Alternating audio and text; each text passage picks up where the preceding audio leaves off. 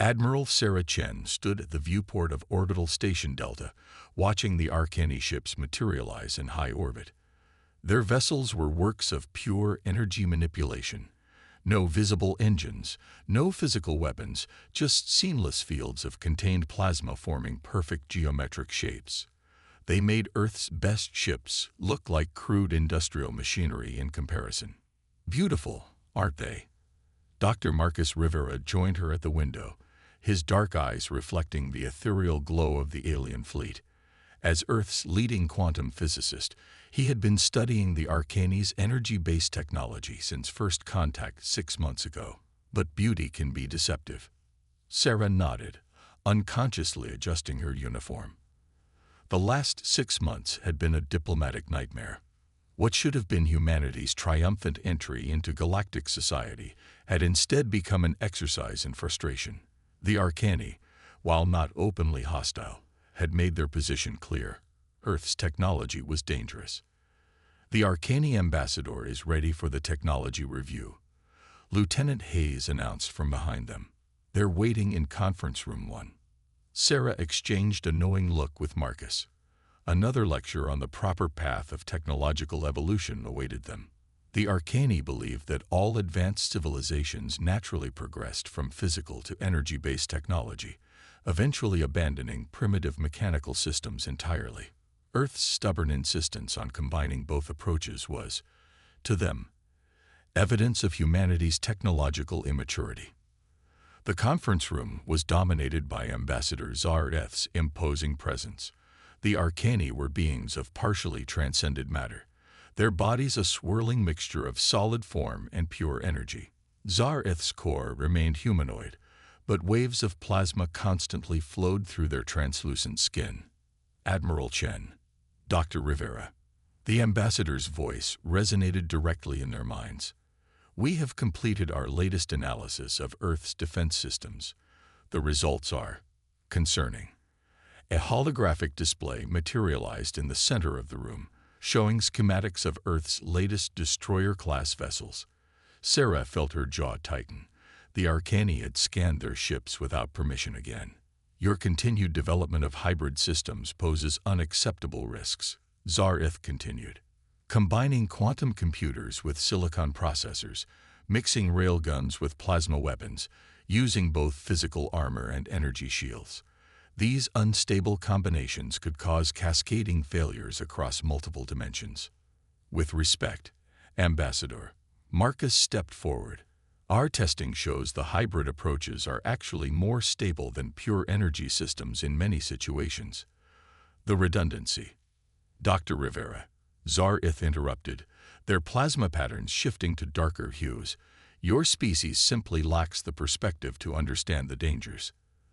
The great consensus of the Arcani collective has guided countless young races through technological ascension. We have seen the devastation caused by those who refused our wisdom. Sarah had heard enough. Ambassador, while we appreciate the collective's concern, Earth will continue to develop our technology as we see fit. The Treaty of First Contact guarantees our technological sovereignty. Indeed, Zareth's form pulsed with barely contained frustration. However, the treaty also gives the collective authority to contain threats to galactic stability. Your latest hybrid drives are being detected with increasing frequency near Arcani space. The collective cannot allow this contamination to spread. The implied threat hung in the air. Sarah maintained her diplomatic smile, but her mind was already racing through contingency plans. The Arcani were building up to something. Their increased scanning of Earth's defenses, their growing presence in the solar system, their not-so-subtle warnings about containment. We will continue this discussion another time, Zareth announced. The collective expects Earth to begin decommissioning its hybrid systems within 3 cycles. We will provide pure energy-based replacements, of course. After the ambassador departed, Marcus turned to Sarah. They're scared, he said quietly. Not of our technology being dangerous, but of it being effective. My team has detected quantum fluctuations suggesting the Arcani ships aren't as purely energy-based as they claim. They still need physical systems for stability. They'd just gotten very good at hiding them. Sarah watched the Arcani ships through the conference room window. Keep your team working on the quantum detection systems. And Marcus, start moving your more sensitive research to the lunar deep labs. I have a feeling we're going to need every advantage we can get. As she headed to her office to update Earth Command, Sarah reflected on humanity's position. The Arcani saw themselves as benevolent guides, shepherding primitive races toward their vision of technological enlightenment. But their insistence on a single path of development, their dismissal of alternative approaches, suggested something else. Fear that humanity's hybrid technology might offer a different way forward, one that could challenge the collective's carefully maintained order. Well, if the Arcani wanted to force humanity to abandon its innovations, they were about to learn an important lesson. Nothing made humans more innovative than being told something was impossible. Dr. Marcus Rivera stared at the data streaming across his holographic display in the lunar deep labs, 3 kilometers beneath the moon's surface. Even after a month of testing, the results seemed almost impossible. Next to him, Dr. Yuki Tanaka, his quantum communications expert, was practically vibrating with excitement. "Run it again," Marcus ordered, trying to keep his voice steady. Full spectrum analysis. The test signal pulsed between their lunar facility and the Mars outpost. On conventional sensors, there was nothing. Absolute silence. But on their specially modified quantum receivers, the message came through perfectly clear. The stars are blind to those who refuse to look up. Still completely undetectable on Arcani monitoring stations, Yuki confirmed, her fingers dancing over the controls. The quantum radio interface creates a signal pattern that their pure energy-based systems literally cannot perceive. It's like trying to detect sound waves with a light meter. Marcus allowed himself a small smile. 3 months had passed since the Arcani's ultimatum, and their ships now patrolled the solar system regularly, monitoring Earth's communications and technological development. They had even begun intercepting conventional transmissions between Earth's colonies, citing security concerns. But they couldn't intercept what they couldn't detect. "Admiral Chen needs to see this," Marcus said, encrypting the test data. But not here, and not through any official channels. 2 days later, Sarah Chen stood in her private garden on Earth, seemingly tending to her bonsai trees. Marcus sat nearby, pretending to admire the plants while actually checking for surveillance with a hybrid scanner of his own design. "You're certain it's undetectable?" Sarah asked quietly, carefully pruning a branch. "Completely," Marcus replied. The Arcani abandoned physical wave communications millennia ago. Their energy-based systems are incredibly advanced, but they're also fundamentally blind to certain spectrum combinations. By embedding quantum data streams within precisely modulated radio waves, we've created a communications channel they can't even theoretically detect. Sarah set down her pruning shears. "And the bandwidth? Enough to coordinate an entire fleet, or evacuate a colony's worth of data in minutes." Marcus paused. "We've also found something else. The hybrid system can detect quantum fluctuations in Arcani technology that their own sensors miss. Remember how I suspected they still used physical components? We can see them now, map their locations, maybe even track their ships through quantum space." A cold wind rustled the garden's leaves. "They're shutting down another colony's research facility," Sarah said, claiming it's too close to their space lanes. "That's the 3rd one this month. They're slowly boxing us in, restricting our growth under the guise of safety regulations." "The Proxima colony is next," Marcus added. "They've already filed a formal complaint about its hybrid power systems." Sarah studied her bonsai tree. Decades of growth carefully shaped but never forced, each branch finding its natural path within the overall design. "How long until you can deploy the communication system fleet-wide?" "A month, maybe less. We've designed it to piggyback on existing hardware. Just a software update and some minor quantum circuit additions. We can hide it in routine maintenance cycles." "Do it," Sarah ordered, "but keep it compartmentalized. Minimal documentation. Trusted personnel only." She turned to face him fully. "And Marcus, start working on offensive applications. If the Arcany push comes to shove, I want options." Later that night, as Marcus rode the lunar elevator back to his lab, he watched Earth's lights glitter below. Humanity had spent centuries looking up at the stars, dreaming of joining galactic civilization.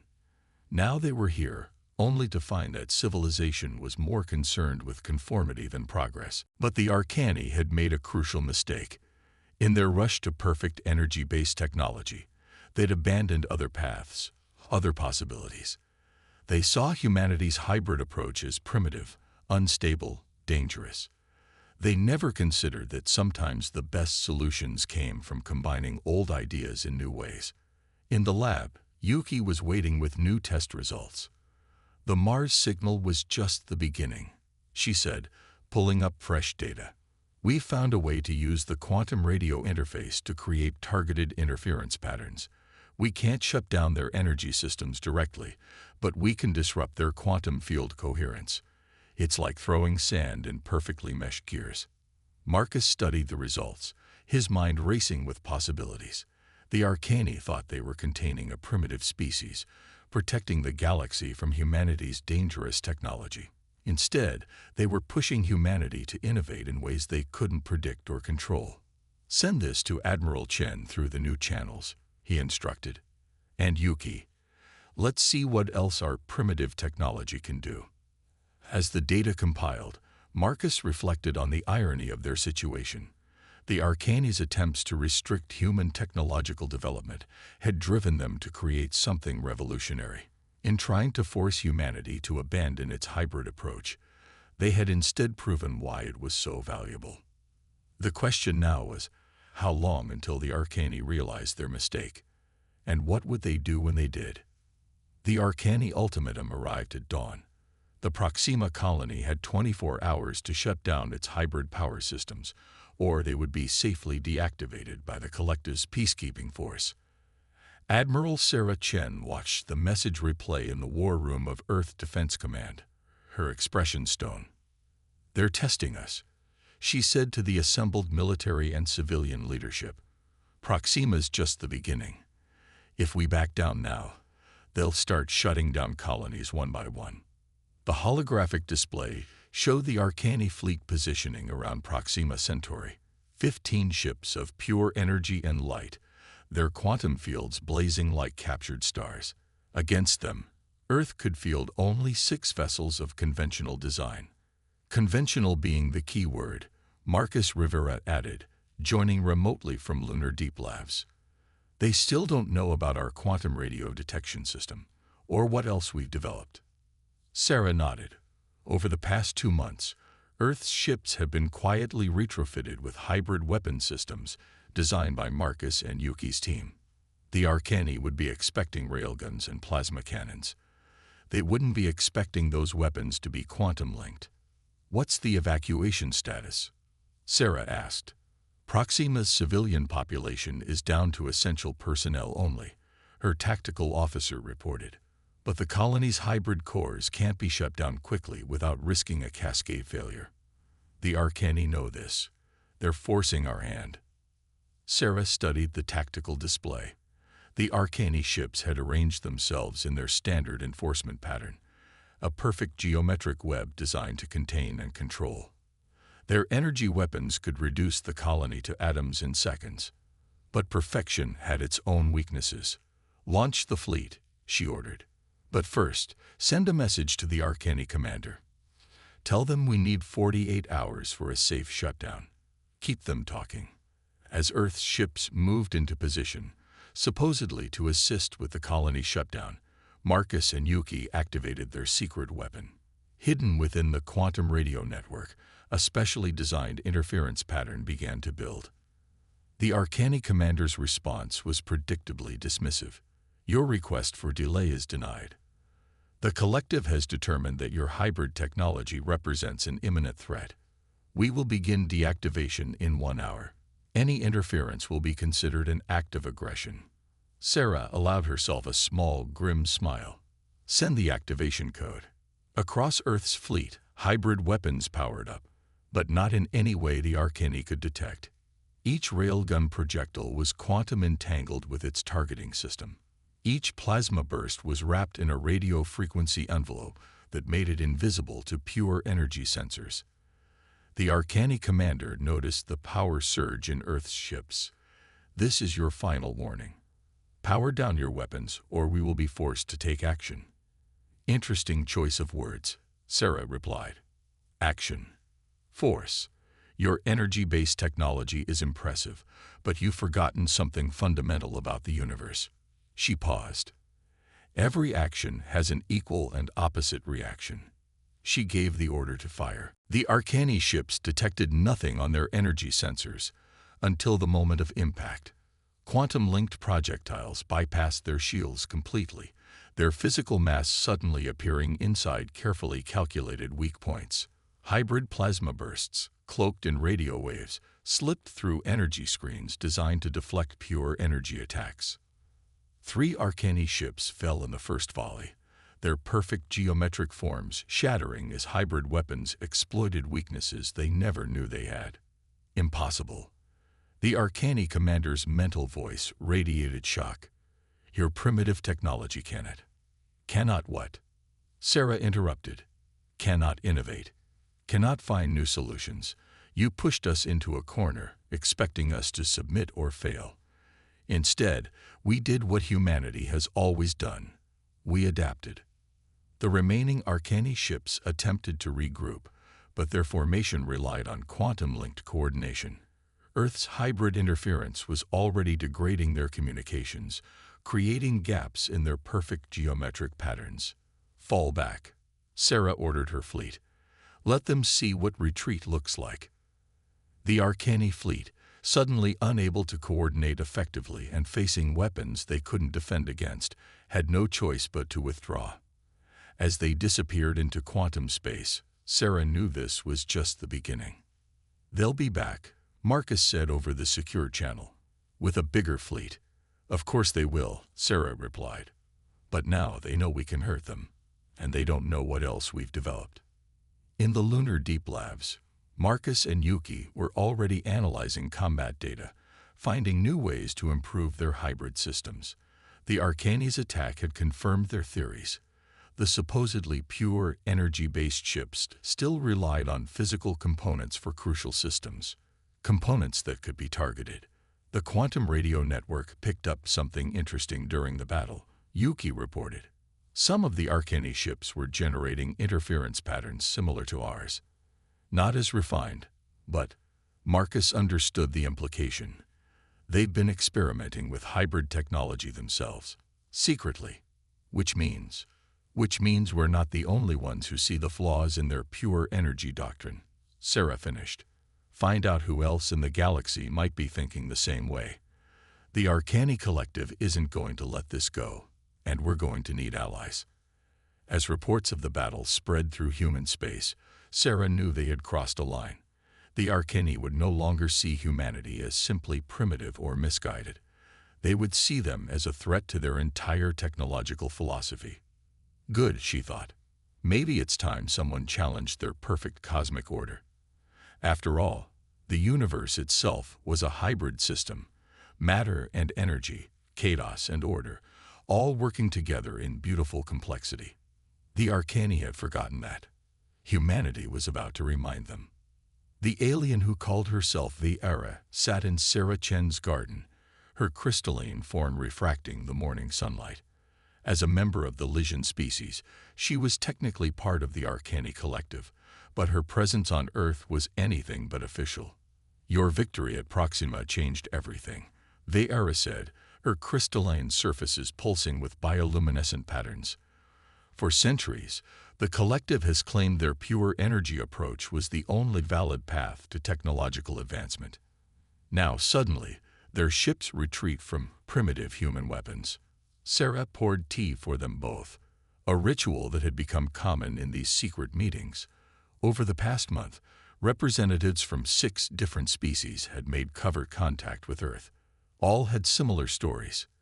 The Arcani's response was interesting, Sarah noted. Instead of acknowledging our hybrid technology's effectiveness, They classified all information about the battle, called it a containment action. Vera's crystals flickered with what Sarah had learned was amusement. Of course, because if word spreads that their pure energy doctrine isn't supreme, other species might start questioning things, like why we're all required to abandon our native technologies in favor of Arcani designs. In his lunar lab, Marcus was having a similar conversation with Nek, a quantum physicist from the Meridian cluster. The insectoid alien moved with precise, measured gestures as they examined the hybrid quantum radio systems. We developed something similar centuries ago. Nek clicked, compound eyes studying the displays. But the Arcani claimed it was dangerously unstable. They'd forced us to dismantle it all. Let me guess, Yuki interjected, right around the time your species was starting to expand independently. Nek's antennae twitched in confirmation. The collective always arrives at the same moment in a species development, when we're advanced enough to be useful, but not so advanced we can't be controlled. They call it guidance. We call it technological suppression. Marcus shared a look with Yuki. They'd heard variations of this story from every alien scientist who'd made contact. The Arcani didn't just promote their pure energy technology. They systematically eliminated alternatives, ensuring every species became dependent on their systems. The Arcani are gathering a massive fleet. Vera told Sarah, not just for Earth, they're increasing patrols throughout the collective. They're scared the idea of hybrid technology will spread. Too late, Sarah smiled. According to our intelligence, at least 12 species are already secretly experimenting with hybrid systems. The quantum radio network picked up their tests. Vera's crystalline form pulsed with excitement. More than that, the Lysian High Council held a secret vote yesterday. We're preparing to formally withdraw from the collective. Sarah set down her tea. This was bigger than they'd expected. The Arcani won't let you leave easily. We know. That's why I'm here. Vera produced a small crystal matrix. This contains the specifications for Lysian photonic computing. Compatible with your hybrid systems, but with capabilities the Arcani don't know we possess. We're not just asking for alliance, we're offering to help advance your technology. In the lunar lab, Nek was making a similar proposal. Meridian quantum mathematics goes far beyond what the Arcani permitted us to show. Combined with your hybrid approach, the alien scientist projected a complex equation set. We can create weapons that don't just bypass their defenses, they can shut down their ships entirely. Marcus studied the equations with growing excitement. These patterns, they're not just about weapons, are they? This could revolutionize everything from computing to space travel. Precisely, Nek clicked. The Arcani didn't suppress alternative technologies because they were dangerous. They did it because some combinations of technologies are more powerful than their pure energy systems could ever be. Sarah's quantum radio communicator chimed with an urgent message from Earth Defense Command. The Arcani response to the growing rebellion had begun. 30 ships had just appeared in the Lysian home system, demanding they reaffirm loyalty to the collective. It's starting, Vera said, her crystalline form dimming. They'll try to make an example of us. They'll try, Sarah agreed. She opened a secure channel to Marcus. How quickly can we integrate the Lysian and Meridian technologies? Already working on it, Marcus replied. And Sarah, you need to see this data. The Arcani aren't just worried about losing control. According to Nek's calculations, the right combination of hybrid technologies could make their pure energy weapons obsolete. They're fighting for their very dominance of space. Sarah looked at Vera. How many other species are ready to break away from the collective? More than the Arcani suspect. We've been waiting generations for this chance. Vera's crystals pulsed with determination. Humanity didn't just prove their technology was wrong. You proved their entire philosophy was flawed.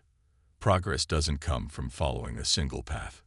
It comes from combining different approaches, from letting each species contribute its unique perspectives and technologies. As Sarah coordinated with Earth's new allies, She reflected on how quickly everything had changed. The Arcani had thought they were containing a primitive species. Instead, they had become the catalyst for a technological revolution that would reshape galactic society. The real war was about to begin. But this time, humanity wouldn't fight alone. They had awakened something far more powerful than hybrid technology. They had awakened hope in species that had been forced to suppress their innovations for centuries. The age of Arcani technological dominance was ending. The age of collaboration and hybrid innovation was about to begin. The combined fleet of rebel species gathered at the edge of the Sol system, their ships forming patterns never before seen in galactic history. Lysian crystalline vessels refracted starlight into weapons. Meridian-high ships pulsed with quantum mathematics far beyond Arcani understanding. And at the center, Earth's hybrid tech vessels prepared to lead the charge that would change everything. Admiral Sarah Chen stood on the bridge of the flagship Terra Nova, watching the final preparations. The ship itself represented the new era they were fighting for. Its hull incorporating Lysian photonic crystals, its engines powered by Meridian quantum equations, all integrated through human hybrid systems. The Arcani super fleet has been detected, Marcus reported from his command station, where he coordinated the Alliance's technological integration. Over 300 ships approaching through quantum space. They're burning their drives hot, trying to intimidate us. Let them, Sarah replied. Yuki, status of the quantum radio network. All allied ships synchronize, Yuki confirmed. The Arcani still can't detect our communications, and the new Lysian crystal relays have doubled our coordination speed. The enemy fleet materialized in a display of pure energy that would have once inspired awe. Now Sarah saw only the desperation in their perfect formations. The Arcani had gathered every ship they could, knowing this battle would decide not just military victory, but the future of galactic technological development. Attention, Rebel Fleet. The Arcani High Commander's transmission resonated through space. Your actions threaten the stability of galactic civilization. The collective cannot allow uncontrolled technological development to. Cannot allow. Sarah interrupted. That's always been your problem. You don't allow. You don't suggest or collaborate. You demand and suppress. She opened a channel to all ships. Show them what real innovation looks like. The Alliance fleet moved as one, their hybrid technologies working in ways the Arcani had claimed were impossible.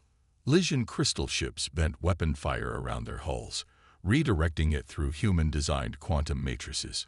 Meridian vessels projected interference patterns that disrupted the Arcani's perfect energy geometries. Earth ships launched attacks that existed simultaneously as particles and waves, bypassing defenses designed to stop one or the other. The Arcani's response was devastating but predictable. Waves of pure energy weapons designed to overwhelm through sheer power. But power meant nothing when your enemies could turn your own energy against you. They're adapting, Marcus warned as the battle intensified, starting to copy some of our hybrid techniques. Good, Sarah replied. Maybe they're finally learning. The space between the fleets became a chaos of innovation, each side pushing the boundaries of their technology. But the Arcani's attempts to improvise hybrid systems couldn't match technologies that had been refined in secret for generations. One by one, their perfect energy ships discovered that purity was no match for adaptation. Their formation is breaking, Yuki reported. Multiple ships showing critical quantum instabilities. Send the offer, Sarah ordered. The message went out on all frequencies. Your technology isn't wrong. It's just incomplete. Surrender, and we'll show you what's possible when we work together instead of against each other. The Arcani fleet's response came not from their high commander, but from their own ship's crews. Dozens of vessels suddenly powered down their weapons. Then more, and more. We're receiving transmissions from Arcani science officers, Marcus reported, unable to hide his excitement. They're admitting. They've been running secret hybrid technology experiments for years, trying to overcome the limitations of pure energy systems. Sarah allowed herself a small smile. Open a channel to all ships, both fleets.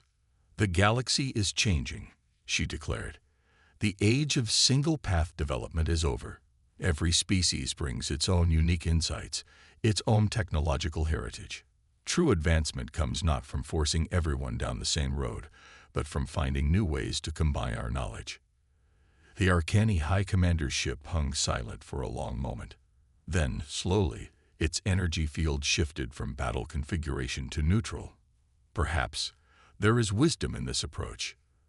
The collective has enforced uniformity for so long, we forgot why we began exploring the stars in the first place. In the days that followed, the galaxy transformed. The Arcani Collective became the Galactic Technology Exchange, where species shared their innovations freely rather than by force. Research stations combined different technological approaches in ways that produced breakthroughs at an unprecedented rate. Sarah stood with Marcus and Yuki in the newly established exchange headquarters, watching representatives from dozens of species share their previously hidden developments. Viara and Nek had just finished presenting a revolutionary fusion of crystalline computing and quantum mathematics. "It's amazing what happens when you let people innovate freely," Marcus observed. The Arcani thought they were maintaining stability, but they were really just maintaining stagnation. "The really interesting developments are just beginning," Yuki added. "Now that everyone's sharing openly, we're finding that almost every species had secret hybrid projects. Combining them all." She gestured to the holographic displays showing technological advances that would have seemed impossible just months ago. Sarah watched an Arcani scientist working side by side with a human engineer, their differences forgotten in their shared excitement over a new discovery. "That's the real victory," she said. "Not defeating them, but showing them a better way forward." "The stars are endless," she continued, echoing the first message they had sent through the quantum radio network that started everything. "But only if we're willing to look up together, each in our own way." As she spoke, ships of all species streaked across the viewport, their designs now as varied as the civilizations that built them. Some still used pure energy, others were entirely physical, but most combined technologies in new and creative ways. Each one represented not just a method of traveling through space, but a way of thinking about the universe. The galaxy had learned that true progress didn't come from following a single path to the stars. It came from recognizing that every path held value, and the best solutions often lay in bringing them together in ways no one had imagined before. Humanity's primitive hybrid approach hadn't just changed space travel or warfare. It had changed how an entire galaxy thought about progress itself, and in doing so, it had opened up possibilities that would keep them all exploring, innovating, and growing together for generations to come.